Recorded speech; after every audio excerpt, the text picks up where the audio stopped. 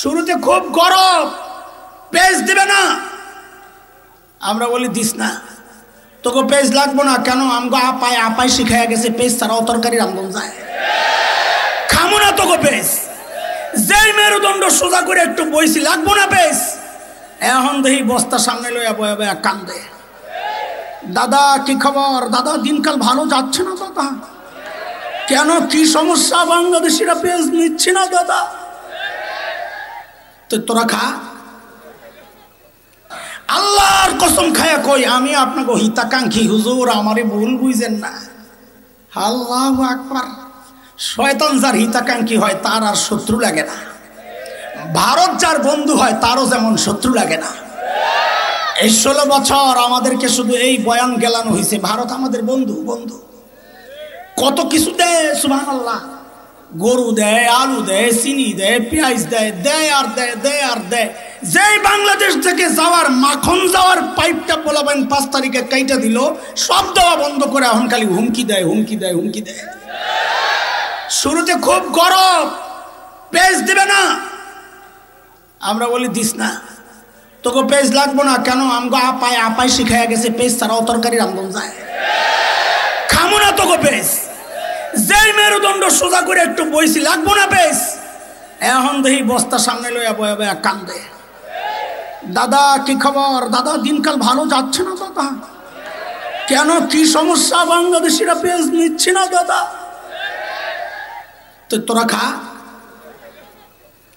খাওয়ার সেই কলিজা নাই, খাইতো কলিজা লাগে। যাদের বাড়িতে মেহমান গেলে ছোট্ট একটা এতটুকু কৌটার মতো একটা মাটির ওয়ান টাইম এই কাপ, এই ছোট্ট, এটার মধ্যে অল্প একটু চা দিবে, চিকন একটা টোস্ট বিস্কুট দিয়ে বলবে কি, দাদা পুরোটা খেয়ে নিয়ে। দাদা বলবেন তোরা কথা বুঝোস না। বোন গেছে ভাইয়ের বাড়িতে, ভাই গেছে বোনের বাড়িতে বেড়াইতে দুপুরবেলা খাওয়ানোর টাইম। ভাই কলিং বেল টিপে টিপে টিপে, বোন কথাও কয় না, দরজাও খোলে না, ঘরে কেউ নাই, এমন একটা বাপ। ভাই বুঝছে কাহিনী কি, জানালার কাছে যায় বলে, দিদি আমি কিন্তু খেয়ে আসছি। দিদি তাড়াতাড়ি দরজা খোলে আর বলে, আগে বলবি না। ওরা কি পেঁচ খাবে? এই জন্যে মাঝে মধ্যে ওদের কলিজা শুকাইতে শুকাইতে তো হাড্ডি হয়ে গেছে, রুচি এত নোংরা। মাঝে মধ্যে যখন দেখি সীমান্তে এসে আমার দেশে ঢুকার একটা ভাব লইতেছে, আমি কই এই মুহূর্ত গোনাই। কেন? আরেকটা দেশ দখল করার মতো উন্নত চরিত্র, উঁচু মানসিকতা, শক্তিশালী মানসিকতা লাগে, যাদের রুচি এত নোংরা, এরা আরেক দেশ দখল করার মতো হিম্মত রাখে না। এই জন্যে আমরা যখন দেখি আমাদের দেশ দখলের হুমকি দেয়, কে কি অবস্থা জানি না, আমি কিন্তু ভয় পাই না। কেন? আমি জানি এটা সম্ভব না ওদের জন্যে। বরং তাদেরকে বলি কি, বাংলাদেশ দখল করার আগে নিজেদের হাগার জায়গা ঠিক করে আয়। এখনো রাস্তাঘাটে মলত্যাগ করে। বিশ্বাস করেন না আপনারা, আমরা যখন দেওবন্দে যাচ্ছিলাম তখন দেখছি, আল্লাহ, ট্রেন লম্বা সফর 36 ঘন্টার, আমাদের যেই ট্রেনে উঠছিলাম অমৃতসরের, দিন যায় রাত আসে, রাত যায় দিন আসে, সময় তো যায় না। সকাল হইলেই জানালার কাছে যাইতাম নতুন এলাকা দেখার জন্য। আয় আল্লাহ, মাঝে মধ্যে যাইয়া জানালার কাছে যাই তো লজ্জায় চোখ ফিরিয়ে নিতাম, এই কি অবস্থা। কেন? দেখতাম কি রেল লাইনে লাইন ধইরা বইছে ফ্যামিলি প্যাকেজ, জুয়ান বুড়া নারী পুরুষ যা আছে এরকম চিকুন বোতল একটা লইয়া চুপচাপ বইয়া রয়েছে। বেডিরা ইজ্জত রক্ষায় ঘুমটাটারে টাইনা পিছন দিয়া খালি কাম সারতাস। এরা বলে আমার দেশ দখল করবো, কত দেখি। আমি কই, কাকু দাদা সাহস করে ঢুকা যা, খেলা হবে। আরে খেলবো, ঢোক। ছোটবেলা থেকে যেই জিহাদি চেতনা লালন করছি, প্রয়োগ আর বাস্তবায়নের জন্য সুযোগ তো পাচ্ছি না। তোরা না ঢুকলে ঢুকে যা। বাংলাদেশ দখল করার হুমকি দাও। মুসলমান কোন নির্দিষ্ট ভূখণ্ডের চিন্তা করে না, মুসলমানের চিন্তা গোটা দুনিয়া ব্যাপী। আলহামদুলিল্লাহ, আমাদের স্বপ্ন বাস্তবায়ন শুরু হয়ে গেছে। তাকায়া দেখ, সিরিয়ায় কালিমার পতাকা উঠে গেছে, আফগানিস্তানে কালিমার পতাকা উঠে গেছে। আরে আমার দেশ কি গোড়ার টিমের দখল করবি? বরং আমরা তো স্বপ্ন দেখি, ইনশাআল্লাহ খুব শিগগির দিল্লির লালকেল্লায় আবারও কালিমার পতাকা পথ পথ করবে ইনশাআল্লাহ।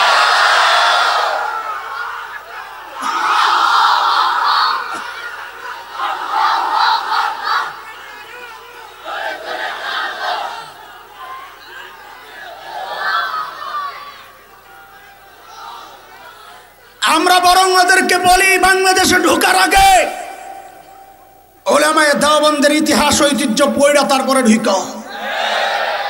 তাদের রোহানি সন্তানরা, শাইখুল হিন্দের রোহানি সন্তানরা এই জমিনে বসবাস করে।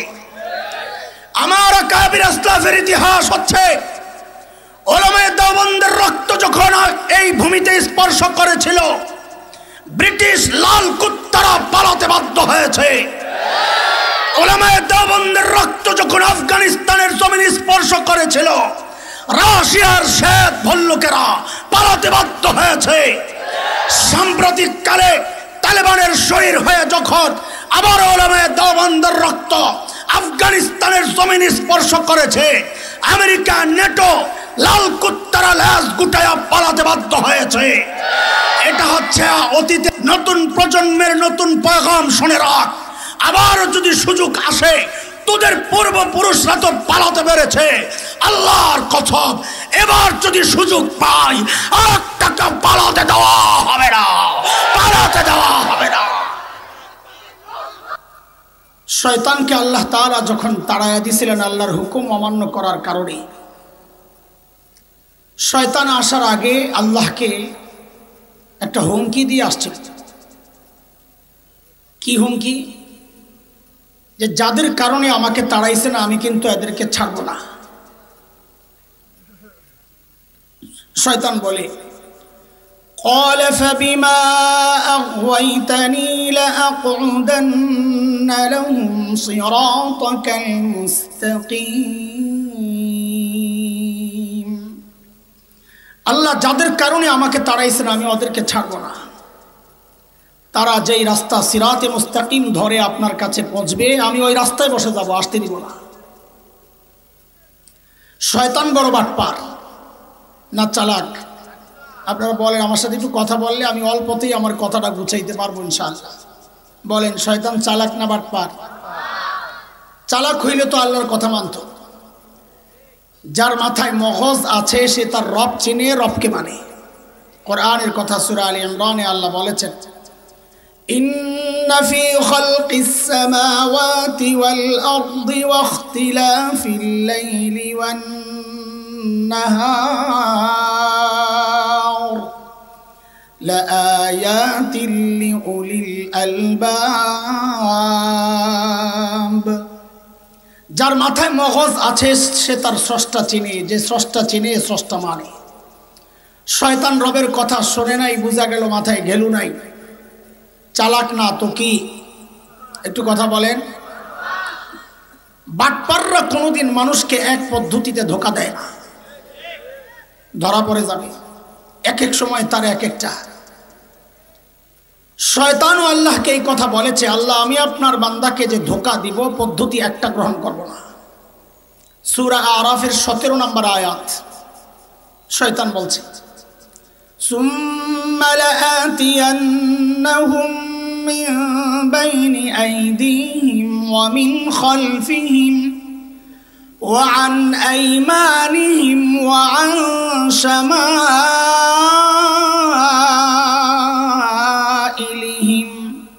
ওয়া লা তাজিদু আকসারাহুম শাকিরিন।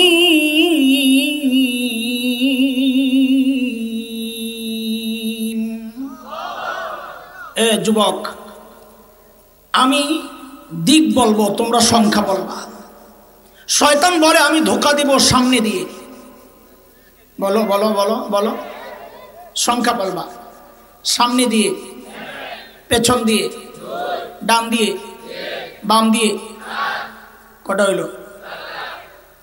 কোন কোন মুফাসসির বলেছেন শয়তানের এই হুমকির অর্থ হচ্ছে শয়তান মানুষকে ধোঁকা দেওয়ার ক্ষেত্রে কমপক্ষে 4টা পদ্ধতি গ্রহণ করবে। কয় পদ্ধতি? এর সপক্ষে দলিলও আসছে পরে। ঠিক 2 আয়াত পর সূরা আরাফের 20-21 নম্বর আয়াত আল্লাহ তাআলা আমাদের বাবা মাকে ধোঁকা দেওয়ার ক্ষেত্রেও যে শয়তান 4টা পদ্ধতি গ্রহণ করেছিল আল্লাহ এটা দেখাইছে। আল্লাহ বলেন, فوسوس لهما الشيطان ليبدي لهما ما وري عنهما من سوآتهما وقال ما نهاكما الشجرة إلا أن تكونا ملكين أو تكونا من الخالدين وقاسمهما إني لكما لمن الناصحين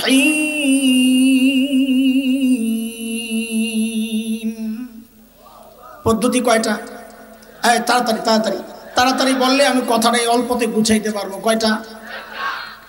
আগে পদ্ধতিগুলোর নাম মুখস্থ করে, তাইলে দেখানো আমার জন্য সহজ হবে। শয়তান আমার বাবা মাকে ধোঁকা দেওয়ার ক্ষেত্রে কি কি পদ্ধতি গ্রহণ করেছে, ওই পদ্ধতিগুলো আপনাদের সামনে দেখায়া আমরা একটু দেখাবো যে এই সময়ে শয়তান ওই পদ্ধতিগুলো গ্রহণ করেই আমাকে আপনাকে এখন কিভাবে ধোঁকা দিচ্ছে। এটা হলো আজকের একটু মিল। বলেন পদ্ধতি কয়টা? পোলাপাই মুখস্থ করবা, বলো। 1 নাম্বার অপব্যাখ্যা।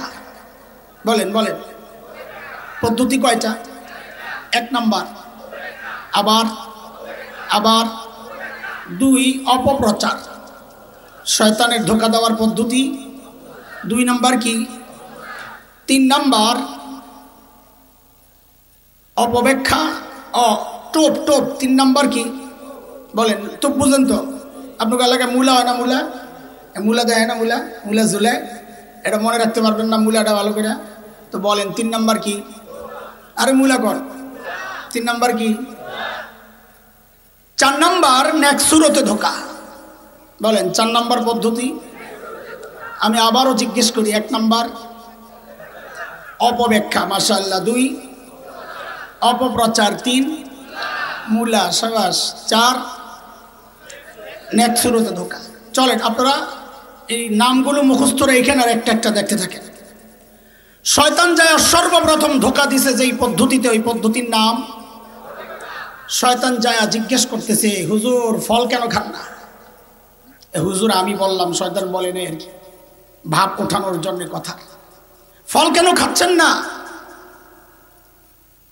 তো আমাদের বাবা মা বলেছেন আল্লাহ নিষেধ করেছেন। তো শয়তান কি বলে? মা নাহাকুমা রাব্বুকুমা আন হাযিহিশ শাজারা আশ-শাজারা। ওলামারা তো সহজেই বুঝে যাবে, তলাবারা মারিফা না কেরার পেজ দিস। এবার আপনারা সাধারণরা বুঝেন। ধরেন এই লাইনে কাঁঠাল গাছ আছে 10টা, নিষেধ করা হয়েছে এই গাছের কাছে যাবেন না। শয়তান যায় জিজ্ঞেস করতেছে ফল কেন খান না? বলে আল্লাহ নিষেধ করছে। বলে আরে হুজুর বুঝেন নাই তো আল্লাহর কথা।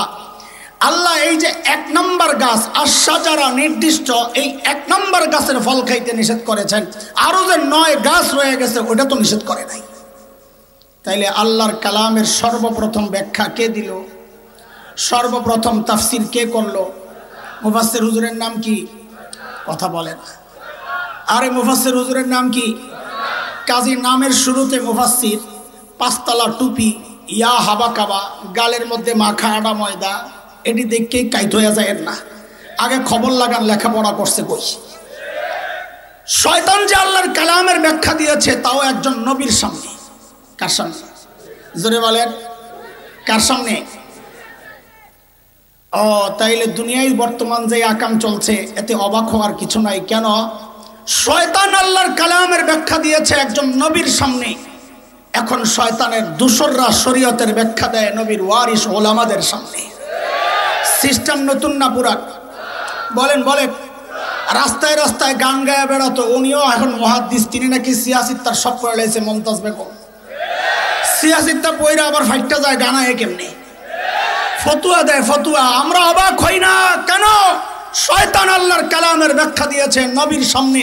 এখন শয়তানের দোসররা দ্বীন আর শরীয়তের ব্যাখ্যা দিবে নবীর ওয়ারিসদের সামনে। এটা অবাক হওয়ার কি আছে? শয়তান যখন দেখলো 1 নম্বরে কাজ হয় নাই, এইবার মারছে 2 নাম্বার। এই 2 নাম্বারটার নাম কি? অপপ্রচার। বলেন ইল্লা আন তাকুনা মালাকাইন। হুজুর ফল কেন খাচ্ছেন না? বলে আল্লাহ নিষেধ করছে। আরে ব্যাকল হুজুর, আল্লাহ কেন নিষেধ করছে বুঝেন নাই তো? বলে কেন? বলে এই ফল খেলে আপনারা ফেরেশতা হয়ে যাবেন, এটা আল্লাহ চায় না। ধোকাটা বুঝছেননি আপনারা? না বুঝলে তো বুঝবেন না। আহলুস সুন্নাহ ওয়াল জামাতের আকীদা হচ্ছে সমস্ত নবীদের মর্যাদা সমস্ত ফেরেশতার উপরে। কোথায় কোথায় কোথায় দাম বেশি কার, নবী না ফেরেশতা? আল্লাহ তাআলা আদমকে বানাইছেন নবী, তিনি ফেরেশতা হতে যাবেন কোন দুঃখে? তাইলে শয়তান আদমকে ফল খাওয়ায়া ফেরেশতা বানাতে চায়া ঠকাইতে চাইছে না জিতাইতে চাইছে? এই সিস্টেম এখনো চালু আছে। ছোটবেলায় আমার ব্রেন খুব সাফ ছিল নাকি, মুরব্বীরা বলেন, উস্তাদরা। তো যখন ছোট্ট আমি 6-7 বছর, আমরা ধানমন্ডিতে তখন যে বাসায় ভাড়া থাকতাম, আমি 80 দশকের শুরুর কথা বলছি।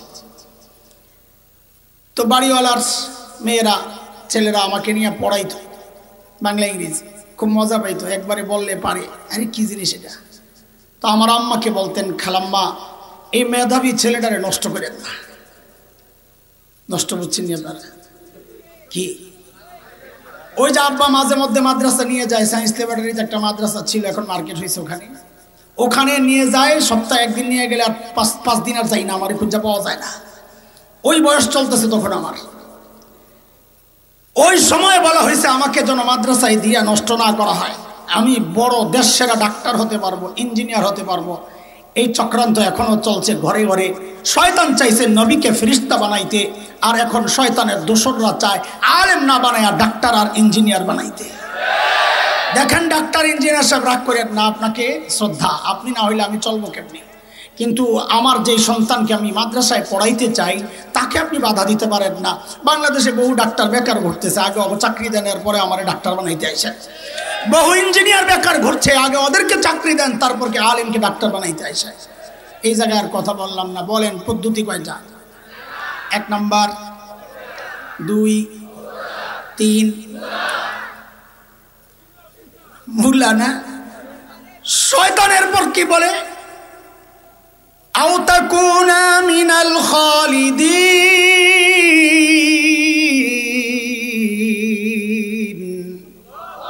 ফল কেন খাচ্ছেন না? বলে আল্লাহ নিষেধ করেছেন। বলে আল্লাহ কি জন্যে নিষেধ করেছেন হুজুর? আপনারা তো বুঝলেন না, হারে বোকা। বলে এই ফল খেলে জান্নাতে স্থায়ীভাবে থাকার ব্যবস্থা হয়ে যাবে, এটা আল্লাহ চান না। জান্নাতে থাকার টোপ দিছে, খান জান্নাতে থাকার ব্যবস্থা হয়ে যাবে। ধোকা কি আগে বুঝেন? আল্লাহ তোমার হাওয়াকে জান্নাতে স্থায়ীভাবে থাকার জন্য বানারই নাই। কই পাঠাবেন বলে বানাইছেন বলেন তো একটু, মাদ্রাসা বলো। وَإِذْ قَالَ رَبُّكَ لِلْمَلَائِكَةِ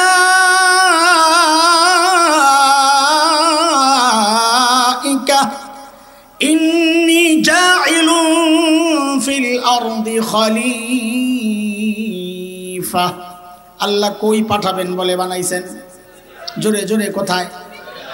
দুনিয়ায় পাঠানোর জন্য বানাইলে মাঝখানে আবার জান্নাতে ঘুরাইতে নিছেন কি জন্য? যে দুনিয়ায় করোনা চলতেছে, জান্নাত থেকে 2টা টিকা দিয়ে যান। কথা বলে না। বিশাল এলাকা, মাঝখানে কোনো গ্যাসের পাম্প নাই, গাড়ির গ্যাস লোড করে যান, তেল লয়ে যান, নাইলে রাস্তা আটকে যাবেন, এই জন্যে। কথা বলে না। তো জান্নাতে কি জন্য ঘুরাইতে নিছে? এর ছোট্ট 2টা ব্যাখ্যা বলি, কারণ সময় কম। গ্রামের মেয়েরা যখন মুরগি আনে পালার জন্যে, বাজার থেকে নতুন আনছে, আইনাই কিন্তু মুরগিটারে ছেড়ে দেয় না, কদিন বাইন্দা রাখে, আদার টাদার দেয়। কেন? মুরগি বাড়িছে নি, বাড়িছে নি। আল্লাহ আমার বাবারে বানাইছেন জান্নাতের জন্যই, দুনিয়ায় পাঠাইবেন যে কয়দিন জান্নাতে আটকায় রাখছেন, বাড়িটা চিন্না যান, যাই আবার ঘুরে মুড়ে আয়া বুঝেন। আরে বুঝছেন নি কথা? কিন্তু এর চেয়েও সুন্দর জবাব দিচ্ছেন মুফাসসিররা আরেকটা, সেটা হচ্ছে সূরা তাওবার 111 নম্বর আয়াতে আল্লাহ আমার আর আপনার কাছে জান্নাত বিক্রির প্রস্তাব দিচ্ছেন। কিনতে রাজি নি? কে কে রাজি দেখি তো? আল্লাহু আকবার, মাশাআল্লাহ, হাত নামান। এই জান্নাত যে কেনার জন্য রাজি, জান্নাত দেখছেন আপনারা? হ্যাঁ, না দেখে কিনতে রাজি। ওই জন্যই তো নাস্তিক মুরতাদরা বলে আমরা নাকি অন্ধবিশ্বাসী, যা শুনি তাই বলে বিশ্বাস করি। অন্ধবিশ্বাসী না বুঝে শুনে বিশ্বাসী? কই বুঝে শুনে বিশ্বাসী হইলেন? জান্নাত তো না দেখে কেনার জন্য রেডি হয়ে গেলেন। রাখেন মেয়ে, না বুঝা খালি বড় বড় করে। আপনাকে মুরাদনগর মেয়েরে বিয়ে দিলে শ্বশুর বাড়ি দেখার জন্য কে যায়, মেয়ে না গার্জিয়ান? হ্যাঁ, তাহলে তো মুরাদনগরে মেয়েরা ভালো। কিন্তু ঢাকায় 2 রকম মেয়ে আছে। একরকম মেয়ে হচ্ছে মা বাবার বাধ্য সন্তান, ওর সামনে বিয়ের আলাপ হইলেও লজ্জায় চলে যায় আরেক ঘরে। সমবয়সী কাউকে পাঠায়া দেয়, আম্মু আব্বাকে, আব্বা আব্বুকে বলো আমার দেখার দরকার নাই, শোনার দরকার নাই, জানার দরকার নাই, ওনারা দেখলেই আমার চলবে। কিন্তু আরেক রকম মেয়ে আছে, গভীর রাতে শাহবাগের স্লোগান কন্যা বেড়া গলে বয়ে বয়ে বিড়ি খায়। ওর সামনে যদি কয়া হয় তোর জন্য বিয়ে দেখতাছি, একটা ছেলে পছন্দ আমাদের, ও বলবে আমাকে একটু সময় দিতে হবে, বেটার অপশন চুজ করার একটু সুযোগ আমি চাই, আমার আগেরটা ভালো হবে না এটা ভালো হবে, আমি একটু দেখে নিতে পারি। আমি আপনাদেরকে জিজ্ঞেস করি, আপনারা মা বাবার বাধ্য সন্তান না অবাধ্য সন্তান? তাইলে তো কোনো কথাই নাই। আল্লাহ আমার বাবা মাকে জান্নাত থেকে কেন ঘুরায় আনছেন? যেন কিয়ামত পর্যন্ত নাস্তিক মুরতাদদের জবান বন্ধ হয়ে যায় যে আমরা জান্নাত না দেখেই কেনার জন্য রেডি হই নাই, বরং আমরা মা বাবার বাধ্য সন্তান। আমাদের বাবা আদম জান্নাত দেখছেন, আমাদের মা হাওয়া জান্নাত দেখছেন, আমাদের আর দেখার দরকার নাই। তিনটা দিয়া যখন দেখছে শয়তান কাম হয় না, বুঝছি রে হুজুর তো বড় করা, হুজুর আপনার সাইজ করার রাস্তা আমার কাছে আছে। আপনি জায়নামাজের প্রতি আপনার দুর্বলতা আমি জানি, তাহাজ্জুদের প্রতি দুর্বলতা আমি জানি, হিজাবের প্রতি দুর্বলতা আমার জানা, টুপির প্রতি দুর্বলতা আমার জানা। এই জন্যে দেখবেন বহু আল্লাহর বান্দা সারা জিন্দেগি ইসলামের বিরুদ্ধে, কিন্তু যেই দেখবেন নির্বাচন আসে আস্তে টুপি টাপি লাগায় হাসান বস্তি হয়ে যায়। কারণ ও জানে এই টুপির প্রতি দুর্বলতা আছে দেশের মানুষের। এটা হচ্ছে এক সুরতে ধোকা। খেয়াল করে দেখবেন হিজাব টিজাব লাগায় আর আবে অবশ্যই হয়ে যায়, গমির থেকে উঠেই বলে খালি যায় নামাজ খোঁজে, সুবহানাল্লাহ। আরেকজন তো প্রতি রাতে 80 রাকাত তাহাজ্জুদ পড়ে, সুবহানাল্লাহ। আমি তো পীর পাল্টামো নিয়ত করছিলাম যে এই বেটার কাছে মুড়ি দেওয়া দরকার, কারণ আমার যত পীর আছে কেউ 80 রাকাত তাহাজ্জুদ পড়ে বলে আমার জানা নাই। যে নিয়ত করছি পীর পাল্টাবো, হঠাৎ শুনি পীর সাহেব পালাইয়া গেছে, এখন খেলুম কাল্লো। এই পদ্ধতি শিখছে কার থেকে? শয়তান যেই দেখছে একটাও কাজ হয় নাই, এইবার শুরু করছে নেক্সট সুরতে ধোকা। কি সেটা? ওয়াকাসামাহুমা ইন্নী লাকুমা লামিনান নাসিহিন।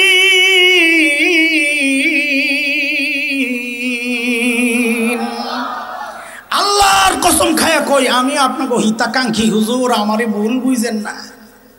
আল্লাহু আকবার। শয়তান যার হিতাকাঙ্ক্ষী হয় তার আর শত্রু লাগে না, ভারত যার বন্ধু হয় তারও যেমন শত্রু লাগে না। এই 16 বছর আমাদেরকে শুধু এই বয়ান গেলানো হয়েছে, ভারত আমাদের বন্ধু। বন্ধু কত কিছু দেয়, সুবহানাল্লাহ। গরু দেয়, আলু দেয়, চিনি দেয়, পেঁয়াজ দেয়, দেয় আর দেয়, দেয় আর দেয়। যেই বাংলাদেশ থেকে যাওয়ার মাখন যাওয়ার পাইপটা পোলাবেন 5 তারিখে কাইটা দিল, সব দেওয়া বন্ধ করে এখন খালি হুমকি দেয়, হুমকি দেয়, হুমকি দেয়। শুরুতে খুব গরম, পেঁয়াজ দিবে না, আমরা বলি দিস না, তোকে পেঁয়াজ লাগবো না। কেন? আমগো আপাই শিখাইয়া গেছে পেঁয়াজ ছাড়াও তরকারি রান্ধন যায়, খামো না তোকে পেঁয়াজ। যেই মেরুদণ্ড সোজা করে একটু বইছি, লাগবো না পেঁয়াজ, এখন দেখি বস্তা সামনে লইয়া বয়া বয়া কান্দে। দাদা কি খবর? দাদা দিনকাল ভালো যাচ্ছে না দাদা। কেন, কি সমস্যা? বাংলাদেশিরা পেঁয়াজ নিচ্ছে না দাদা। তো তোরা খা, খাওয়ার সেই কলিজা নাই, খাইতো কলিজা লাগে। যাদের বাড়িতে মেহমান গেলে ছোট্ট একটা এতটুকু কৌটার মতো একটা মাটির ওয়ান টাইম এই কাপ, এই ছোট্ট, এটার মধ্যে অল্প একটু চা দিবে, চিকন একটা টোস্ট বিস্কুট দিয়ে বলবে কি দাদা পুরোটা খেয়ে নিয়ে। দাদা বলবেন তোরা কথা বুঝোস না।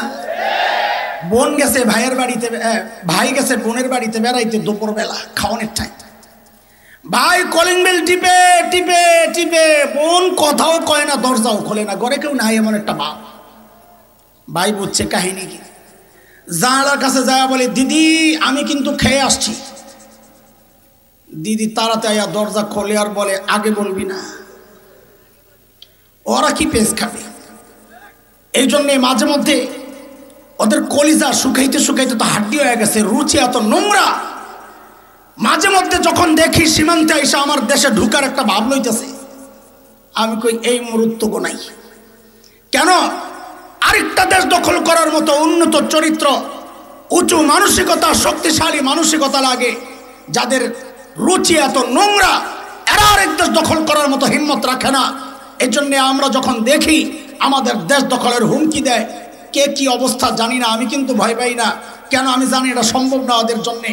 বরং তাদেরকে বলি কি, বাংলাদেশ দখল করার আগে নিজেদের হাগার জায়গা ঠিক করে এখনো রাস্তাঘাটে মলত্যাগ করে।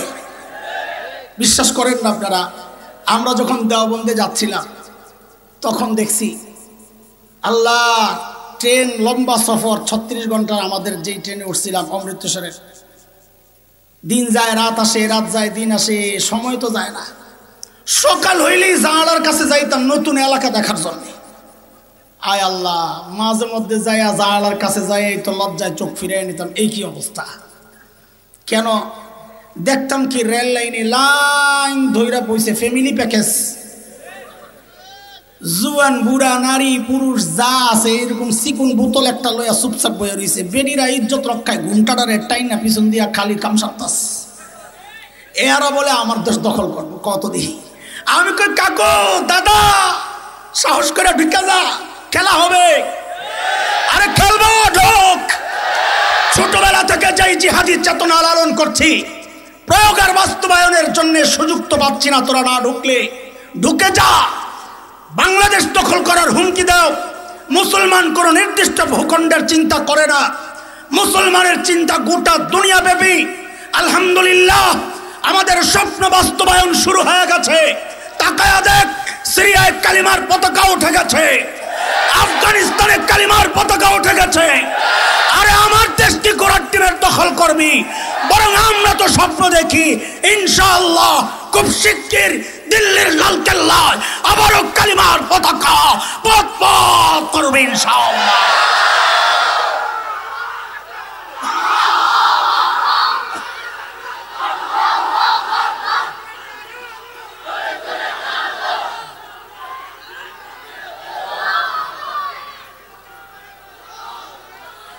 আমরা বরং ওদেরকে বলি বাংলাদেশে ঢোকার আগে উলামায়ে দেওবন্দের ইতিহাস ঐতিহ্য পড়া তারপরে ঢুকো। তাদের রোহানি সন্তানরা, শাইখুল হিন্দের রোহানি সন্তানরা এই জমিনে বসবাস করে। আমার আকাবির আসলাফের ইতিহাস হচ্ছে উলামায়ে দেওবন্দের রক্ত যখন এই ভূমিতে স্পর্শ করেছিল, ব্রিটিশ লাল কুত্তারা পালাতে বাধ্য হয়েছে। উলামায়ে দেওবন্দের রক্ত যখন আফগানিস্তানের জমিন স্পর্শ করেছিল, রাশিয়ার শ্বেত ভল্লুকেরা পালাতে বাধ্য হয়েছে। সাম্প্রতিক কালে তালেবানের শরীর হয়ে যখন আবার উলামায়ে দেওবন্দের রক্ত আফগানিস্তানের জমিন স্পর্শ করেছে, আমেরিকা নেটো লাল কুত্তারা ল্যাজ গুটায়া পালাতে বাধ্য হয়েছে। এটা হচ্ছে অতীতের। নতুন প্রজন্মের নতুন পয়গাম শুনে রাখ, আবার যদি সুযোগ আসে, তোদের পূর্বপুরুষরা তো পালাতে পেরেছে, আল্লাহর কসম এবার যদি সুযোগ পাই আর টাকা পালাতে দেওয়া হবে না, পালাতে দেওয়া হবে না।